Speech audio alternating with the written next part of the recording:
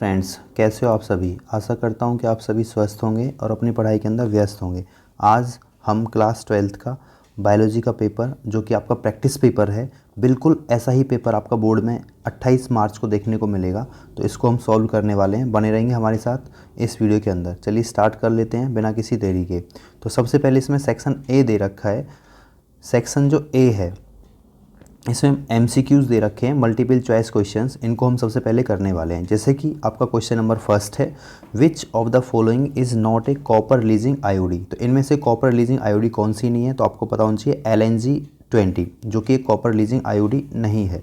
Next अगर हम बात करते हैं, phenyl ketonuria is an example of. इसको हम ब्लैक यूरिन डिजीज़ के नाम से जानते हैं, और जो कि किसका एग्जाम्पल होता है बेटा, पीलियोट्रोपी का, जिसमें एक जो जीन्स होता है नॉर्मली वो एक से अधिक करेक्टर्स को नॉर्मली एक्सप्रेस करता है, उसको हम पीलियोट्रोपी के नाम से जानते हैं। नेक्स्ट अगर हम बात करते हैं, DNA fingerprinting is based on. DNA fingerprinting बेटा बेस्ड होती है DNA पॉलीमॉर्फिज्म के, ठीक है, तो ये आप ध्यान रखेंगे। नेक्स्ट हमारे पास क्वेश्चन दे रखा है, question number 4, which of the following has a brain size of 1400 cc। तो इसमें होमोसेपियंस जो होता है ह्यूमन, इसका जो साइज़ है वो 1400 cc का होता है। नेक्स्ट आपके पास क्वेश्चन है, which of the following is obtained from the Coca plant. Coca plant से हम क्या प्राप्त करते हैं बेटा, इससे हम क्रैक प्राप्त करते हैं, इसको हम कोक के नाम से भी जानते हैं। नेक्स्ट आपके पास क्वेश्चन नंबर 6 है, which of the following is not an essential features of the cloning vector. Cloning vector का फीचर्स क्या नहीं है, रिकॉम्बिनेंट प्रोटीन्स, बाकी सभी इसके फीचर्स हैं। क्वेश्चन नंबर 7 है, name the hormone produce by the interstitial cell. Interstitial cell से हार्मोन प्रोड्यूस किया जाता है, इसको हम जानते हैं बेटा टेस्टोस्टेरोन के नाम से। टेस्टोस्टेरोन, ये आप ध्यान रखें। ब्लड जो सर्कुलेशन होता है इसको ये इंक्रीज करने का कार्य करता है, BP को हाई कर देता है। नेक्स्ट अगर हम बात करते हैं, who gave chromosomal theory of inheritance. Chromosomal theory of inheritance को दिया है बेटा शटन ने एंड बोवेरी ने। कब दिया है बेटा इसको, 1902 में। Next, write to stop codons. दो आपको स्टॉप कोडॉन्स बताने हैं, कौन कौन से होते हैं बेटा, UAA UGA, ठीक है। वैसे स्टॉप कोडॉन्स 3 होते हैं, थर्ड भी आप ध्यान रखेंगे, UAG। एक स्टार्टिंग कोडॉन होता है बेटा, उसको हम किस नाम से जानते हैं, AUG, और इसका नाम क्या है बेटा, इसका नाम है मिथियोनाइन। मिथियोनाइन। नेक्स्ट अगर हम बात कर लेते हैं, what is the source and the use of the streptokinase. Streptokinase का सोर्स बेटा होता है बैक्टीरियम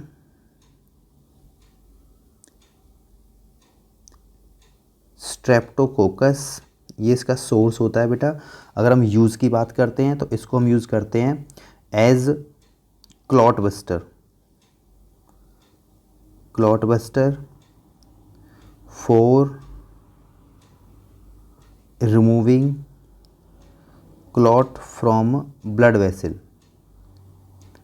ब्लड वेसल्स के अंदर जो ब्लड के क्लॉट जम जाते हैं, थक्का जम जाता है, रक्त का बहना बंद हो जाता है, उसको रिमूव करने के लिए हम बैक्टीरियम स्ट्रेप्टोकोकस से प्राप्त करते हैं स्ट्रेप्टोकाइनेज को। ओके बेटा।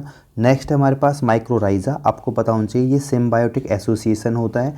किस किस का सिम्बायोटिक एसोसिएशन होता है, फंगस का, साथ में roots of the higher plants,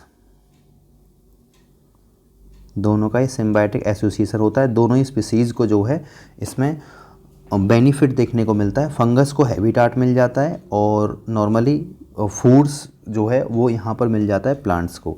आगे, how many polypeptides are in human. Mature human insulin के अंदर 2 पॉलीपेप्टाइड्स होती हैं बेटा, chain A and chain B, इनको ज्वाइंट किया जाता है डाइसल्फाइड बॉन्ड के द्वारा।